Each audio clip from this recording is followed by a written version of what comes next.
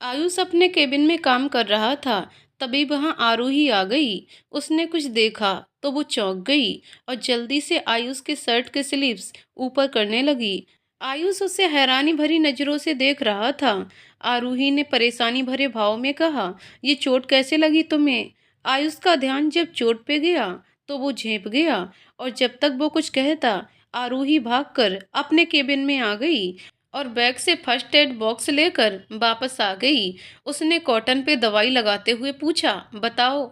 आयुष ने कहा, वो मैं गिर गया था। आरूही ने हल्के से दवाई लगाते हुए कहा, तुम्हें मैं बेवकूफ नजर आती हूँ? ये चाकू से चोट लगी हुई है। किसने मारा तुम्हें चाकू? आयुष ने झूठी कहानी बनाते हुए कहा, अरे वो मैं अपने दोस्त से मिलने गया था और जब वापस आ रहा था ना, तो तब मैंने देखा कि रोड पे कुछ गुंडे मिलकर एक लड़की को छेड़ रहे थे।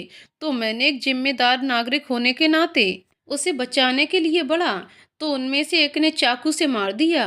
आरूही, जो कि दवाई लगाते हुए उसकी बातें सुन रही थी, उसने अपना सर हिलाया और कहा, वेरी गुड, दूसरे के लिए खुद को चोट पहुंचा लो। आरूही बड़े ही प्यार से फूंक मारते हुए दवाई लगा रही थी और आयुष खुद नहीं जानता था कि क्यों वो आरूही के चेहरे को देखने लगा था। करण का घर। करण ने काजल के घावों पर दवाई लगाई और आलिया के जले पे नमक छिड़का।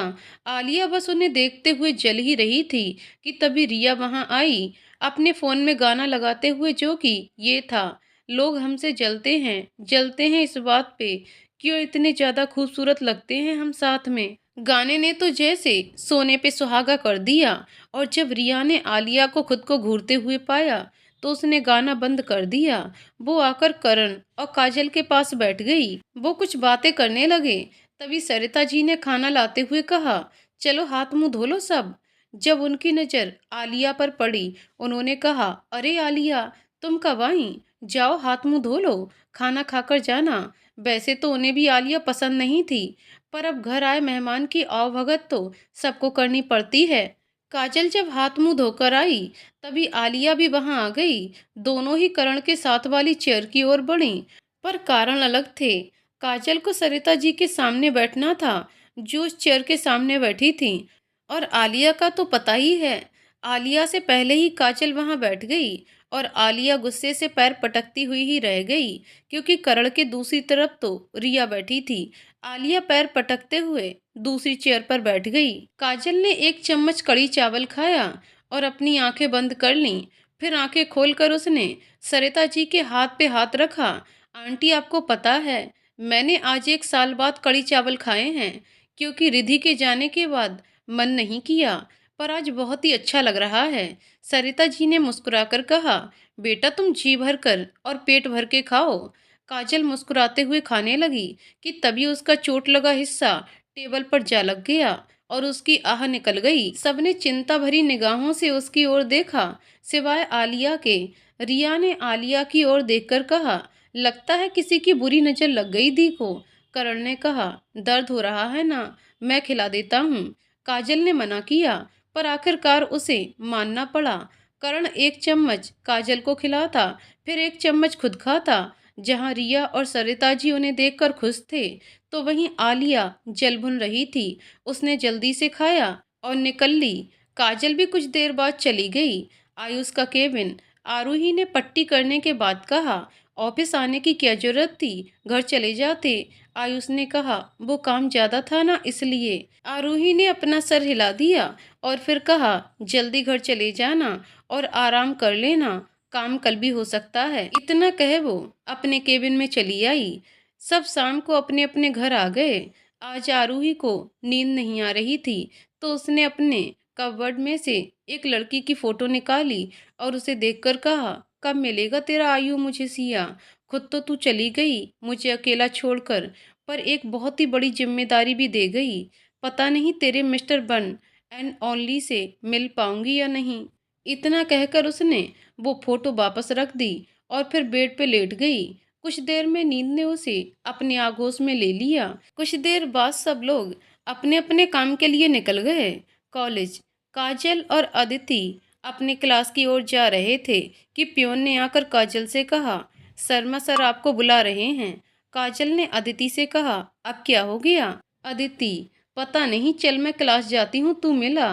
काजल शर्मा सर के पास आ गई। काजल, सर आपने बुलाया। शर्मा सर, काजल बेटा, वो फेस्ट के डेकोरेशन का चार्ज मैं तुम्हें दे रहा हूँ, so you will have to stay back after classes. Kajal, okay sir. Sir ने उसे सारा काम समझा दिया और फिर काजल बाहर आ गई। अदिति उसे क्लास से बाहर ही मिल गई। उसने पूछा, क्या कहा टकलू ने? काजल, डेकोरेशन का चार्ज दे दिया है, स्टे बैक करना पड़ेगा। अदिति, यार ये टकलू भी ना। चल अभी तो क्लास अटेंड करें। काजल, हम दोनों क्लास की ओर बढ़ गए। इधर अब शर्मा जी की कचहरी में थे करण जी और Sambhav ji. Sharma sir, Karan and Sambhav, stage की अरेंजमेंट का चार्ज मैं तुम्हें दे रहा हूँ, so you will have to stay back. Karan और संभव ने भी हामी भर दी।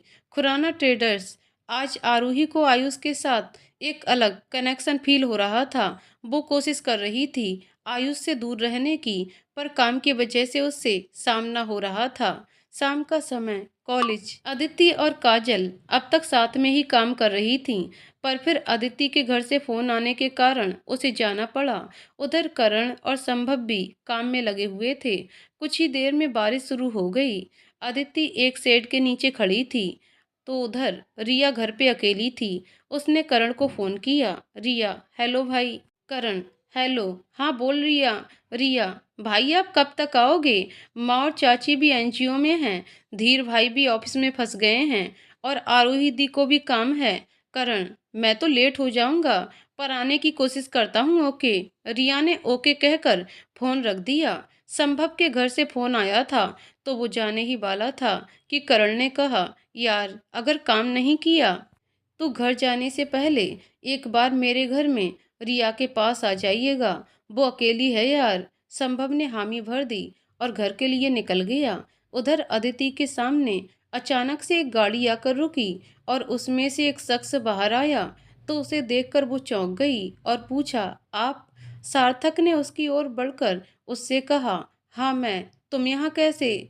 देखो कितनी बारिश हो रही है। अदिति, वो मैं घर ही जा रही थी, पर एकदम से बारिश शुरू हो गई इसलिए। सार्थक, मैं ड्रॉप कर देता हूँ। अदिति, अरे नहीं नहीं, मैं चली जाऊंगी। सार्थक, कैसे जाओगी? उल्टा बारिश में फंस जाओगी। चलो मैं छोड़ देता हूँ। थोड़ी देर में अदिति मान गई। वो सार्थक की गाड़ी में बैठ गई और उससे रास्ता पूछ सार्थक ने गाड़ी उस ओर मोड़ ली। खुराना ट्रेडर्स। आरूही अपने केबिन में कुछ काम कर रही थी कि तभी माही वहां आई। उसने आरूही से कहा, घर नहीं जाना है? आरूही ने लैपटॉप में ही देखते हुए कहा, तुम जाओ, मैं ये कंप्लीट करके चली जाऊंगी। माही ने कहा, ओके। वो इतना कहकर चली गई। आरूही को इस वक्त बारिश का कोई अंदाजा ही नहीं था, क्योंकि वो काम में डूबी हुई थी। इधर आयुष भी अपने केबिन में कुछ काम कर रहा था। तभी चेतन आया और उसने कहा, क्या है यार, कितना काम करेगा? खुराना जान नहीं ले लेगा तेरी? अबे चल ना। आयुष, तू जा, मैं ये करके चला जाऊंगा। चेतन, मर। इतना कहकर वो चला गया। थोड़ी देर बाद आयुष को प्यास लगी, तो वो वाटर कूलर की ओर बढ़ गया। इधर आरूही को आयुष से कुछ काम था। वो बड़बड़ाती हुई उसके केबिन की ओर बढ़ गई। पता नहीं ये तूफान सिंघानिया केबिन में होगा भी या नहीं। वैसे अगर हुआ ना तो पक्का बोलेगा, अब तक घर क्यों नहीं गई तुम? वो अब आयुष के केबिन के अंदर थी। उसने इधर उधर देखा तो कोई नहीं था। तभी पीछे से किसी ने उसके कंधे पर हाथ रखा, तो वो डर गई। पर फिर उसने पीछे मुड़कर देखा तो कहा, तुम? मल्होत्रा बिल्डर्स। आज धीर ने डिसाइड कर लिया कि वो यशा से इजहार करवा कर ही रहेगा। उसने काजल को फोन लगाया और कुछ कहता उससे पहले ही यशा वहां आ गई। तो धीर ने काजल से कहा, हेलो स्वीट हार्ट। ये सुन जहां काजल चौंक गई, तो वहीं यशा के कान खड़े हो गए और वो धीर को ऐसे घूरने लगी जैसे आंखों से ही भस्म कर देगी। काजल ने असमझ में कहा, भाई आपकी तबीयत तो ठीक है ना? धीर ने कहा, यार कितनी फिक्र करती हो तुम मेरी, इतने दिन बाद बात कर रहा हूँ, फिर भी नाराज नहीं हो यार। I love you. काजल ने कुछ सोचकर कहा, यशा दी पास में है? धीर, हाँ बिल्कुल, हर वक्त तुम मेरी दिल में ही रहती हो। काजल ने मुस्कुराकर कहा, जेलस कर रहे हो आप मेरी दी को? लगे रहो। धीर ने मुस्कुराकर कहा, यार कितने अच्छे से समझती हो तुम मुझे। काजल, बहुत हो गया भाई। कहीं मेरी दी जल जल के राख ना हो जाएं। उन्हें संभालो अब। इतना कहकर काजल ने फोन रख दिया और काम में लग गई। इधर जैसे ही धीर ने फोन रखा, यशा ने उसे घूरते हुए पूछा, किससे बात कर रहे थे आप? धीर ने इतराते हुए कहा, तुमसे मतलब, मैं किसी से भी बात करूं? यशा तेज कदमों से उसकी ओर बढ़ी और उसके हाथ से फोन ले कॉल लॉग खोलकर देखने लगी तो उसे रिसेंट में काजल का नंबर दिखा, जिसे देख उसे खुद की बेवकूफ़ी पर ही शर्म आ गई और उसने हल्के से फोन वापस डेस्क पे रख दिया। धीर उसे ये करता देख मुस्कुरा रहा था। जैसे ही वो पीछे मुड़कर जाने लगी, धीर ने उसकी कलाई पकड़ उसे रोक लिया और कहा, क्यों, अच्छा नहीं लगा मुझे किसी और से बातें करते देख? जब यशा ने कुछ नहीं कहा तो धीर ने उसे दीवार से टिका दिया और उसके इर्द गिर्द अपने दोनों हाथ रख दिए जिससे वो जा ना पाए। कॉलेज। काजल को स्टेज साइड का काम था तो वो उस ओर आई और काम करने लगी। उधर करण भी वहीं काम कर रहा था और बड़बड़ा रहा था, ये टकलू की तो हम स्टूडेंट हैं, पढ़ने आते हैं, ये फालतू के डेकोरेशन के काम करने नहीं आते। काजल ने जब आवाज़ सुनी तो वो घबरा गई। उसने घबरा कर इधर उधर देखा तो उसे एक साया नजर आया। वो उस ओर बढ़ गई और जैसे ही उसने करण के कंधे पर हाथ रखा तो करण चिल्लाया, आई मम्मी भूत, और इधर उधर भागने लगा। काजल को इस बीच उसकी शक्ल दिख गई थी और वो उसे ऐसे भागते देख हैरान हो रही थी। रिया का घर। डर दूर भगाने के लिए रिया कान में ईयरफोन लगाए आराम से गाने सुन रही थी और उधर बेचारा संभव बेल मार मार कर थक गया तो उसने घर की एक्स्ट्रा चाबी जो उसे करण ने दी थी वो निकाल ली और गेट खोलकर अंदर आ गया। इधर रिया को प्यास लगी तो वो पानी पीने बाहर आ गई। उसने जब संभव की परछाई देखी तो वो डर गई, पर फिर उसने हिम्मत दिखाते हुए एक बांस उठा लिया और उस ओर बढ़ने लगी। तभी घर की लाइट्स जल गईं और स्टूल में पैर अटकने की वजह से रिया संभव के ऊपर जा गिरी और बांस साइड में लुढ़क गया। संभव ने फ्लैश लाइट ऑन की हुई थी और उस रोशनी में बस दोनों एक दूसरे का चेहरा देख पा रहे थे और एक दूसरे में खो गए। आयुष का केबिन। आरूही ने मुड़कर देखा और फिर दिल पे हाथ रखकर कहा, हार्ट अटैक दिलवाने का इरादा है क्या मिस्टर तूफान सिंघानिया? आयुष ने उसे घूर कर देखा और वो कुछ कहता उससे पहले ही लाइट चली गई और डर के मारे आरूही ने आयुष का हाथ जोर से पकड़ लिया। आयुष ने उसे घूरा तो उसने कहा, सॉरी, पर मुझे अंधेरे से बहुत डर लगता है इसलिए। आयुष बस हल्का सा मुस्कुरा दिया और बाहर जाने लगा तो आरूही ने उसके हाथ पे पकड़ मजबूत करते हुए पूछा, कहाँ जा रहे हो? आयुष, अब अंधेरे से तो तुम्हें डर लगता है ना? कैंडल लेने जा रहा हूँ। आरूही ने तपाक से कहा, फोन की लाइट कर लो ना, सिंपल। आयुष ने कहा, फोन की बैटरी डेड है। आरूही ने फिर कहा, बाहर मत जाओ ना, यहीं कहीं ढूंढ लेते हैं, और दोनों केबिन में ही कैंडल ढूंढने लगे। धीर का केबिन। यशा अभी भी दीवार से टिकी हुई थी। धीर में और उसमें कुछ सेंटीमीटर का ही फासला था जिससे उसकी धड़कन बुलेट ट्रेन की रफ्तार से दौड़ रही थी। धीर ने सख्त आवाज में कहा, क्यों फर्क पड़ा मुझे किसी और से बात करते देख? यशा ने बड़ी ही मुश्किल से कहा, मुझे फर्क नहीं पड़ा। धीर, तो तुमने मेरा फोन चेक क्यों किया? बताओ, देखो फर्क तो तुम्हें तब भी पड़ रहा था और अब भी पड़ रहा है। क्यों पड़ रहा है ये बता दो बस।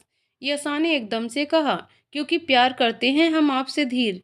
ये सुन धीर की आंखें हैरानी से फैल गईं और होठों पे मुस्कान आ गई। धीर ने पूछा, क्या? यशा ने उसके करीब आकर कहा, आई लव यू धीर।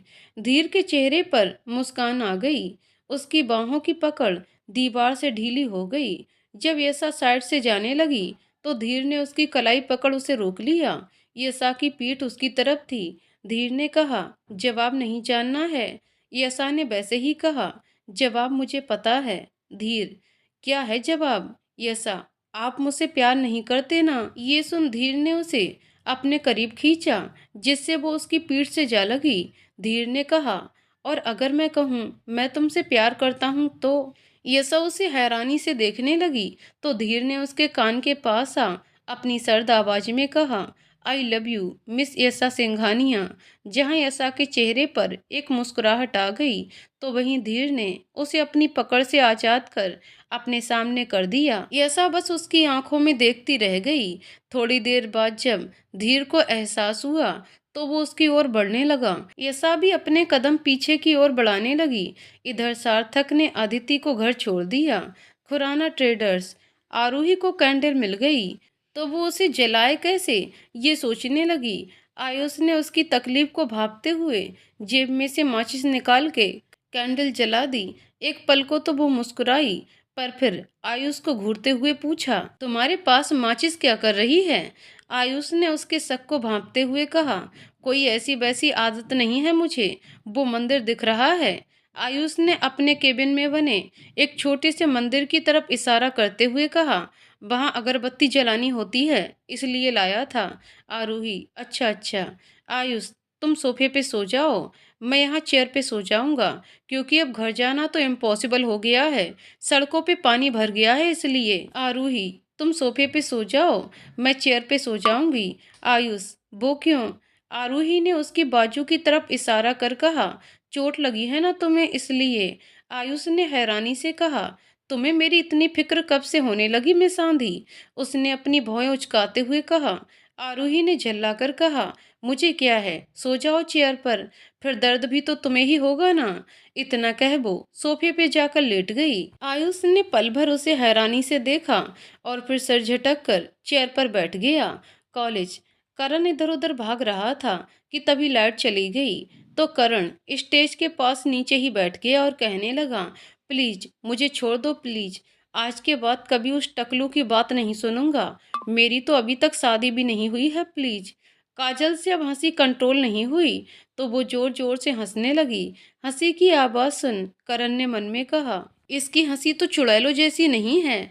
उसने धीरे से सर ऊपर उठाकर देखा तो पास की खिड़की से हल्की चांद की रोशनी में काजल की आंखें, जो कि हंसने की वजह से छोटी हो गई थीं, और उसके होठ दिख रहे थे, जिन्हें जब करण ने देखा तो बस उसे देखता ही रह गया।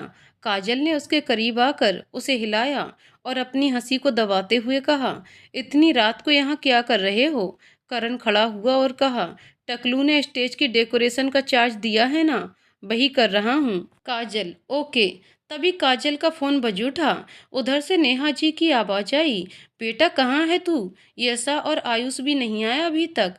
काजल, माँ वो कॉलेज में काम था, बताया ना, और अब तो आ नहीं पाऊंगी, सुबह आ जाऊंगी। नेहा, बेटा अकेले कैसे रहेगी पूरी रात? काजल, माँ वो निशांत अंकल का बेटा है ना करण, वो भी है, उसे भी कुछ काम था तो वो भी ओवर टाइम कर रहा था इसलिए। नेहा जी, फिर ठीक है बेटा, ख्याल रखना। पर तुम लोग सोओगे कैसे? काजल ने स्टेज की साइड में पड़े कुछ गद्दों की तरफ देखते हुए कहा, माँ आप टेंशन मत लो, यहाँ कुछ गद्दे हैं, हम उन पे सो जाएंगे। नेहा जी, अच्छा फिर ठीक है। इतना कहे उन्होंने फोन रख दिया। काजल फोन रख गद्दों की ओर बढ़ गई तो करण ने उसका हाथ पकड़ लिया। काजल ने उसे हैरानी से देखा तो उसने कहा, यार मुझे अंधेरे से डर लगता है, कहाँ जा रही हो? काजल ने हल्का सा हंसते हुए कहा, तुम्हें अंधेरे से डर लगता है? करण, क्यों नहीं लग सकता? तुम्हें नहीं लगता क्या? काजल, नो, आई एम स्ट्रांग। इतना कहा ही था कि काजल की नज़र एक छिपकली पर गई, जिसे देख उसने करण का हाथ जोर से पकड़ लिया और कहा, छिपकली? करण ने हंसते हुए कहा, क्या हुआ, तुम तो स्ट्रांग हो ना, एक छिपकली से डर गई? छिपकली अब थोड़ी दूर जा चुकी थी तो काजल ने उसका हाथ छोड़ दिया और कहा, हाँ तो क्या मैं छिपकली से नहीं डर सकती? करण, बिल्कुल डर सकती हो। फिर दोनों ने गद्दे बिछा लिए। काजल को कुछ सूझा तो उसने एक स्टील की बाल्टी उठाई और उसे गद्दों के पास रखकर अपनी एक नोटबुक के पेज फाड़कर उसमें भर दिए और फिर एक लाइटर निकालकर उन्हें आग लगा दी। लाइटर देख करण ने उसे शक भरी निगाहों से देखकर पूछा, लाइटर क्या कर रहा है तुम्हारे पास? इस बात पे काजल उससे नजरें चुराने लगी। रिया का घर। जैसे ही रिया को ध्यान आया कि वो संभव के ऊपर है, वो झटके से उठ खड़ी हुई और पीछे ही संभव भी खड़ा हो गया। रिया ने कहा, आई एम सॉरी। संभव, इट्स ओके। रिया, वैसे तुम यहाँ कैसे? संभव, वो करण ने कहा था कि तुम अकेली हो घर पे, तो जरा देख आऊं। रिया, ओके। कुछ देर दोनों ही खामोशी से खड़े रहे, तो रिया ने कहा, मेरे रूम में चलते हैं, वहां पे इन्वर्टर का कनेक्शन है। संभव ने हामी भरी और दोनों रिया के कमरे में आ गए। दोनों ही आमने सामने खामोश से बैठे थे कि संभव ने कहा, एक गेम खेलें। रिया, ओके, पर गेम क्या है? संभव, सिंपल, मैं एक वर्ड बोलूंगा, उसे सुन तुम्हारे दिल में जो भी पहला वर्ड आए वो बोलना है। रिया, ओके। संभव, तो मैं स्टार्ट करता हूँ। पेड़, हरियाली, कुदरत, सुंदर, चाइल्ड लेबर, क्राइम, पानी, बारिश, मिट्टी की खुशबू, जिंदगी, जिंदा दिली, लव यू। रिया ने संभव की आंखों में देखते हुए कहा।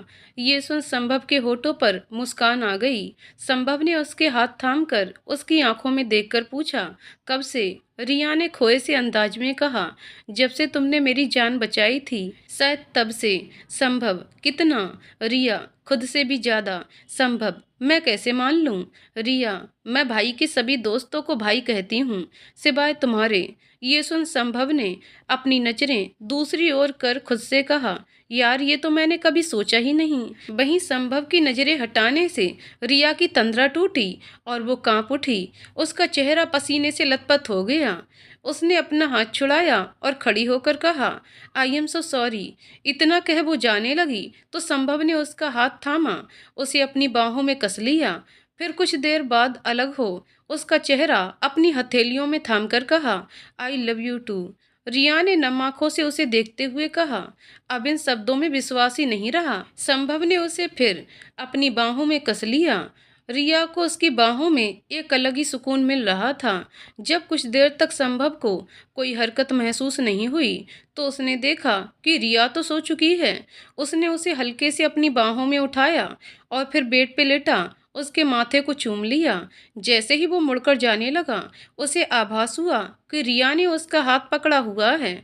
उसने मुड़कर एक नज़र उस ओर देखा और फिर उसके पास ही बैठ गया और उसे प्यार से निहारने लगा। मल्होत्रा बिल्डर्स। धीर अपने कदम यशा की ओर बढ़ा रहा था और यशा पीछे दीवार से जा लगी। उसकी धड़कनें बेकाबू हो रही थीं। धीर उसकी ओर जैसे ही अपना चेहरा बढ़ाने लगा तो यशा ने कस के अपनी आंखें बंद कर लीं। उसे देख धीर हल्का सा मुस्कुराया और फिर उसके माथे पर किस करके पीछे हो गया। यशा को जब एहसास हुआ तो उसने पल भर अपनी आंखें खोलकर उसे देखा और फिर भागकर अपने केबिन में आ गई। धीर बस अपने बालों में हाथ फेर मुस्कुरा दिया। कॉलेज। काजल ने कुछ नहीं कहा तो करण ने पूछा, काजल, लाइटर तुम्हारे पास कैसे? काजल फिर चुप रही तो करण ने तेज आवाज में कहा, तुम सिगरेट पीती हो? काजल ने झल्लाकर कहा, हाँ यार पीती हूँ। जब रिधि की याद आती है ना, तब एक दो कस भर लेती हूँ। ये सुन करण चौंक गया और उसे गुस्सा भी बहुत आया। उसने काजल की बाजू पकड़ हल्का सा हिलाते हुए कहा, तुम्हें पता है ना, सिगरेट सेहत के लिए हानिकारक होती है। जान जा सकती है तुम्हारी। रिधि जा चुकी है, उसके लिए तुम उन लोगों को क्यों तकलीफ पहुंचाना चाहती हो जो तुमसे प्यार करते हैं? अपने लिए नहीं तो अपनों के लिए अपनी जान की कदर करो। काजल पल भर खामोश रही और फिर कोशिश करूंगी कहकर गद्दे पर जाकर बैठ गई। करण भी वहीं आकर बैठ गया और फिर दोनों इधर उधर की बातें करने लगे। करण ने अचानक से पूछा, तुम्हारे लिए प्यार क्या है? ये सुन काजल के होठों की मुस्कान गायब हो गई। उसने दर्द भरी आवाज में कहा, प्यार एक ऐसा एहसास है जिसे मैं कभी जीना नहीं चाहूंगी। मेरे लिए प्यार एक खूबसूरत सपने की तरह है जो सुंदर तो होता है पर इसका टूटना तय है और टूटने पर वो सिर्फ दर्द देता है। इतना कहकर वो गद्दे पर लेट गई। करण ने पल भर उसे देखा और फिर गद्दे पर लेट गया, पर नींद उसकी आंखों से कोसों दूर थी। वो करवट बदले जा रहा था और बस ये सोच रहा था कि आखिर इतनी नफरत क्यों करती है काजल प्यार से। आखिर कुछ समय बाद नींद ने उसे अपने आगोश में ही ले लिया। सुबह का समय, रिया का घर। संभव की आंख खुली तो उसने देखा कि रिया ने अभी तक उसका हाथ पकड़ा हुआ था। वो हल्का सा मुस्कुराया और फिर उसके हाथ से अपना हाथ हल्के से अलग कर वो खड़ा हो गया। उसने पल भर रिया को देखा और फिर अपने घर के लिए निकल गया। खुराना ट्रेडर्स। आरूही की आंख खुली तो उसने देखा कि आयुष चेयर पर सो रहा था। उसने देखा कि खिड़की से आ रही सूरज की किरणें आयुष के चेहरे पर पड़ रही थीं। और वो अपने चेहरे पर हाथ रखकर उनसे बच रहा था। आरूही ने आगे बढ़ खिड़की को पर्दों से ढक दिया तो आयुष के चेहरे पर मुस्कान आ गई। उसने नींद में कहा, थैंक्स सिया। ये सुन आरूही के चेहरे का जैसे रंग ही उड़ गया। उसके होंठ कांपने लगे और उसका चेहरा पसीने से भीग गया। उसके दिल में एक अनजाना डर भर आया। वो तेज कदमों से वहां से अपने डेस्क पे आकर बैठ गई और अपना पसीना पोंछ उसने अपने बैग से पानी की बोतल निकाल पानी पिया और खुद से मन में कहा, ये मेरी सिया नहीं हो सकती। इसका मतलब आयुष ही आयु है। नहीं नहीं, आयुष आयु नहीं हो सकता। वो मन में खुद को ही सही साबित कर रही थी और फिर गलत ठहरा रही थी। तभी आयुष की आवाज़ से उसका ध्यान टूटा। आयुष ने उसे बाजू से पकड़ हिलाते हुए कहा, ओ मिस आंधी, कौन से गहरे चिंतन में डूबी हुई हो? आरूही ने हड़बड़ाते हुए कहा, हाँ हम कुछ नहीं, वो बस ऐसे ही, मैं घर जा रही हूँ। आयुष ने कहा, मैं छोड़ दूंगा, चलो चलो। आरूही ने अपना बैग उठाकर खड़ा होते हुए कहा, नहीं मैं चली जाऊंगी। इतना कह वो बिना उसका जवाब सुने निकल गई। आयुष ने खुद से कहा, इसे क्या हुआ? और फिर अपना सर झटक कर वो भी कुछ देर में घर के लिए निकल गया। आरूही घर पर पहुंच सीधा अपने कमरे में आ गई और वो सीधा बेड पे औंधे मुंह लेट गई। कुछ देर बाद वो उठी और मुंह धोकर गार्डन में आकर बैठ गई। पूरा दिन आरूही बस चुपचाप सी रही। शाम को उसने अचानक से काजल को फोन किया और उसे मिलने आने को कहा। काजल सीधा आरूही के कमरे में आ गई। आरूही ने उसे अपने पास बेड पे बिठाया और हिचकिचाते हुए कहा, काजल ये थोड़ा पर्सनल है, आई डोंट थिंक कि मुझे पूछना चाहिए। काजल ने उसकी हिचकिचाहट को समझते हुए कहा, दी आपको जो भी बात करनी है खुल के कीजिए, आपको मैं दी ऐसे ही नहीं कहती हूँ। आरूही, काजल क्या आयुष की जिंदगी में कोई थी? काजल ने हैरानी से कहा, दी आप ऐसे क्यों पूछ रहे हो? आरूही, मुझे उसकी आंखों में एक खालीपन नजर आता है, जैसे किसी का इंतजार हो। काजल ने फीका मुस्कुराकर कहा, थी एक सिया वर्मा। ये सुन आरूही के पैरों तले लगभग जमीन खिसक गई और उसने चद्दर को कस के पकड़ लिया। काजल ने अपनी बात आगे बढ़ाते हुए कहा, दी मेरे भाई ऐसे नहीं थे जैसे वो अब हैं। वो एकदम चुलबुले से शरारती से थे, पर सिया नाम के तूफान ने उनकी जिंदगी का रुख ही बदल दिया। अब वो घुट घुट कर अपनी जिंदगी जी रहे हैं। 2 साल पहले भाई मित्तल ट्रेडर्स में काम करते थे और वहीं उनकी मुलाकात हुई सिया से। धीरे धीरे दोनों को एक दूसरे से प्यार हो गया, या यूं कहो कि भाई को उनसे प्यार हो गया। 1 साल पहले दोनों फैमिलीज ने उनकी सगाई फिक्स कर दी। भाई बहुत खुश थे और हम सब भी। पर सगाई से एक दिन पहले सिया गायब हो गई और हमेशा के लिए मेरे भाई को छोड़कर चली गई। वो चली तो गई, पर मेरे भाई की खुशियाँ और सुकून साथ ले गई। भाई ने उन्हें ढूंढने की बहुत कोशिश की, पर वो नहीं मिली। ये कहते हुए उसकी आंखें नम हो गई थीं और आरूही की भी। काजल ने इतना कहा ही था कि उसका फोन बज उठा। नेहा जी का फोन था और वो उसे घर आने को कह रही थी, तो काजल ने आरूही से विदा ली और वहां से चली गई। काजल हड़बड़ाहट में जा रही थी कि तभी वो सामने से आते हुए धीर से टकरा गई, जो अपने ही ख्यालों में गुम हो मुस्कुरा रहा था और गुनगुना रहा था, तू पहला पहला प्यार है मेरा, तू पहला पहला प्यार है मेरा। और उसने काजल का हाथ पकड़ा और उसके साथ डांस करने लगा। काजल ने उसे जोर से हिलाया तो वो होश में आया। काजल ने उसे शक भरे अंदाज में पूछा, क्या हुआ है, इतना मुस्कुरा क्यों रहे हो? जब धीर ने कुछ नहीं कहा तो काजल ने खुशी से उछलते हुए कहा, डोंट टेल मी। भाई ऐसा दी ने हाँ बोल दिया। इस बात पर धीर ने उसे ऑफिस की सारी बात बता दी। काजल की तो खुशी का ठिकाना ही नहीं था, पर काजल के साथ साथ कोई और भी था जो खुशी से झूम रहा था। ये बात सुनकर, जी हाँ, पास से गुजर रही सरिता जी ने जब ये बात सुनी तो उनके चेहरे पर बड़ी वाली स्माइल आ गई। कुछ सोच वो मुस्कुरा दी। कुछ देर बाद काजल अपने घर चली गई।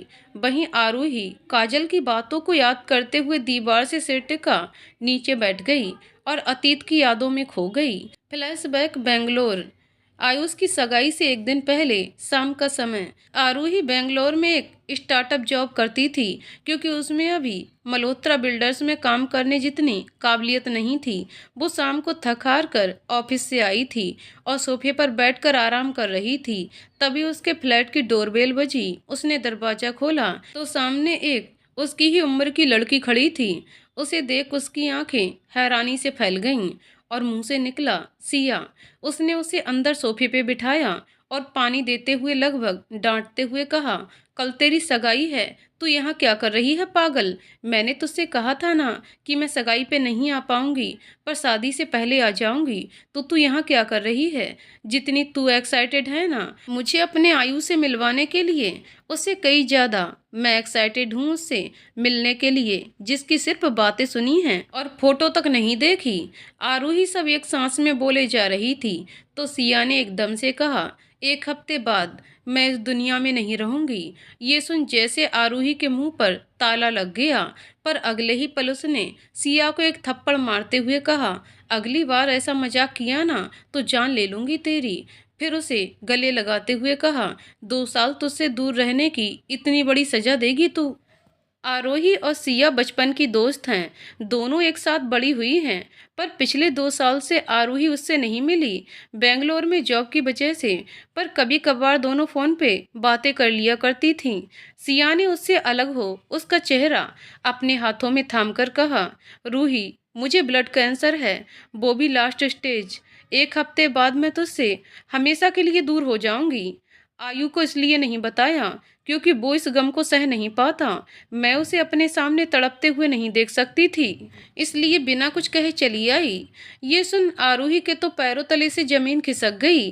वो पास रखी कुर्सी पे बैठ गई। उसकी आंखों से आंसू बह रहे थे। सिया उसके सामने घुटनों के बल बैठ गई और उसे एक लेटर थमाते हुए कहा, पता नहीं क्यों एक विश्वास है कि आयु एक दिन तुझसे जरूर मिलेगा, और जिस दिन वो तुझे मिले उसे ये लेटर जरूर देना। ये मेरा आखिरी संदेश है जो उसके पास तभी पहुंचेगा जब भगवान चाहेंगे। उसने इतना कहा ही था कि वो जोर जोर से खांसने लगी। आगे की कहानी अगले वीडियो में। तो दोस्तों, आपको कहानी कैसी लगी कमेंट करके जरूर बताइएगा। कहानी पसंद आई हो तो वीडियो को लाइक शेयर करें और चैनल को सब्सक्राइब करें। कहानी को पूरा सुनने के लिए बहुत बहुत धन्यवाद दोस्तों।